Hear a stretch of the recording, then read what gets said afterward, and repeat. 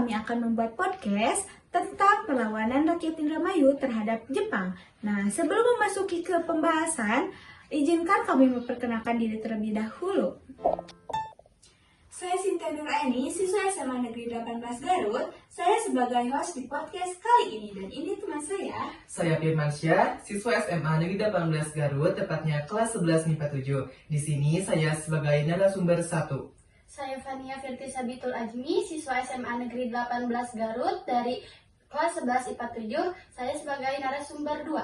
Saya Putri Sapasal Sabila siswa dari SMA Negeri 18 Garut, tepatnya dari kelas 11 MIPA 7 sebagai notulen 1. Dan saya Rizky Ahmad Saputra, siswa SMA Negeri 18 Garut, lebih tepatnya dari kelas 11 MIPA 7, saya sebagai notulen 2. Nah, cukup sekian perkenalan dari kami, langsung saja ke pembahasan selanjutnya. Oke, kita langsung saja ke pembahasan. Terlebih dahulu saya akan menanyakan kepada narasumber 1, yaitu Firman. Oke, Firman, berapa lama sih Jepang menjajah Indonesia? Baik, di sini saya akan menjawab pertanyaan dari Cynthia sebagai host. Berapa lama sih Jepang menjajah Indonesia? Penjajahan tentara Jepang di Indonesia terbilang singkat, hanya 3,5 tahun saja. Tetapi kekejaman Jepang itu menorehkan luka mendalam bagi rakyat Indonesia. Hal itu menumbuhkan pemberontakan di berbagai wilayah Indonesia. Salah satunya adalah Indramayu. Kenapa sih rakyat Indramayu itu mau melawan Jepang? Karena rakyat Jepang itu menyuruh rakyat Indramayu untuk menyerahkan hasil panennya terhadap Jepang. Sehingga rakyat Indramayu itu terpaksa dan terjadilah pemberontakan antara rakyat Indramayu dan tentara Jepang. Baik. Oke, pertanyaan yang kedua, apa sih yang menjadi latar belakang perlawanan di Indramayu? Yang menjadi latar belakang dan sebab-sebab perlawanan yang terjadi di Indramayu yaitu perlawanan itu tidak jauh berbeda dengan yang terjadi di Singaparna. Rakyat Indramayu umumnya itu hidup sangat sengsara. Jepang telah bertindak semena-mena terhadap para petani Indramayu. Mereka harus menyerahkan sebagian besar hasil padinya kepada Jepang. Tentunya kebijakan ini sangat menyengsarakan rakyat Indramayu, dan kebijakan ini membuat rakyat semakin menderita dan terjadilah perlawanan rakyat Indramayu terhadap perlawanan Jepang. Oke, pertanyaan selanjutnya saya akan menanyakan kepada narasumber 2, yaitu Fania. Fania, kapan sih Jepang mendarat di Indonesia dan melakukan perlawanan di Indramayu? Jepang mendarat di Indonesia pada tahun 1942 dan ingin berkuasa karena mengincar kekayaan sumber-sumber bahan mentah, terutama minyak bumi yang dimanfaatkan untuk perang. Jepang berhasil merebut Indonesia dari tangan Belanda pada Maret 1942. Namun, kekayaan yang didapat rakyat Indonesia dari Jepang lebih kejam sehingga terjadi pemberontakan di berbagai wilayah di Indonesia. Sejarah mencatat pemberontakan rakyat terhadap pemerintah Jepang terjadi pertama kali di wilayah Aceh. Setelah itu, daerah-daerah lain melakukan hal serupa, salah satunya perlawanan rakyat Indramayu pada April 1944. Oke, baik.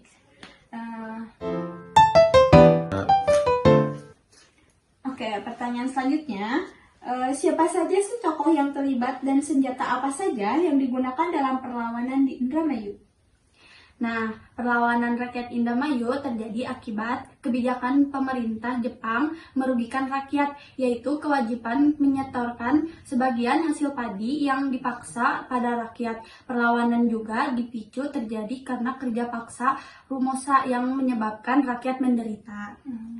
Perlawanan rakyat Indramayu diperkerasi oleh petani dan dipimpin tokoh utama yaitu Haji Madrias yang terjadi di Desa Karang Ampel, di Sindang, Kabupaten Indramayu. Petani mempersenjatai diri dengan banyak senjata yaitu bambu runcing, golok, tombak, dan keris. Baik. Oke, Fania, pertanyaan selanjutnya yaitu bagaimana dampak dan di mana saja wilayah terjadinya perlawanan Indramayu? Dampaknya, pertarungan menelan banyak korban baik dari pihak Jepang maupun rakyat Indramayu. Pasukan Jepang dengan sengaja berlaku kejam kepada rakyat di dua wilayah, yaitu Lonbener dan Sindang, agar rakyat daerah lain tidak ikut memberontak setelah mengetahui kekejaman di tiap pemberontakan. Nyatanya, pemberontakan di beberapa desa tersebut menyulut semangat masyarakat Indramayu sampai ke pelosok-pelosok. Setelah itu, tidak lagi terlihat aparat pemerintah Jepang baik sipil maupun militer datang ke Indramayu. Oke, pertanyaan selanjutnya, kembali lagi ke narasumber 1, saya akan bertanya, mengapa rakyat Indramayu banyak ditangkap oleh pihak Jepang? Strategi apa yang digunakan Jepang? Menurut yang saya baca, pihak Jepang memilih mengirimkan Haji Abdullah Fakih untuk bernegosiasi dengan rakyat Indramayu. Namun, Haji Abdullah ternyata hanya bagian taktik Jepang untuk bisa menangkap pemimpin Indramayu. Akibat strategi tersebut, banyak pemimpin di Indramayu ditangkap dan ditahan di sel tahanan pendopo Indramayu. Jepang melanjutkan siasat dengan menyebarkan pamflet yang berisi agar rakyat Indramayu menyerahkan diri ke pendopo dan tidak perlu khawatir karena semua akan dijaga dan dilindungi. Rakyat yang tidak curiga mulai berdatangan ke pendopo. Perlawanan rakyat Indramayu terhadap Jepang berakhir karena banyaknya kiai dan ulama desa yang ditangkap oleh pihak Jepang. Oke, pertanyaan terakhir mungkin ya. Bagaimana akhir dari perlawanan di Indramayu? Kesimpulan dari berakhirnya perlawanan Indramayu. Berakhirnya perlawanan ditandai dengan penangkapan para pemimpin di Indramayu. Setelah banyaknya para tokoh Indramayu yang ditangkap oleh pihak Jepang, akhirnya warga rakyat Indramayu pun akhirnya menyerahkan diri. Perlawanan pun berakhir dengan kekalahan rakyat Indramayu karena rakyat Indramayu banyak ditangkap oleh pihak Jepang. Oke, di sini saya akan bertanya kepada kedua naturen. Bagaimana sih kesimpulannya dari perlawanan di Indramayu terhadap Jepang? Kesimpulan yang saya ambil dari podcast kali ini, perlawanan rakyat Indramayu terhadap penjajahan Jepang merupakan contoh perlawanan rakyat Indonesia terhadap penjajahan asing. Perlawanan ini dipicu oleh kebijakan Jepang yang memaksa rakyat menyerahkan hasil padi dan kerja paksa Robusta, yang selanjutnya akan dibacakan oleh Natalia.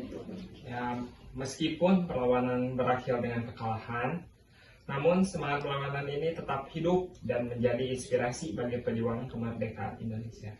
Oke.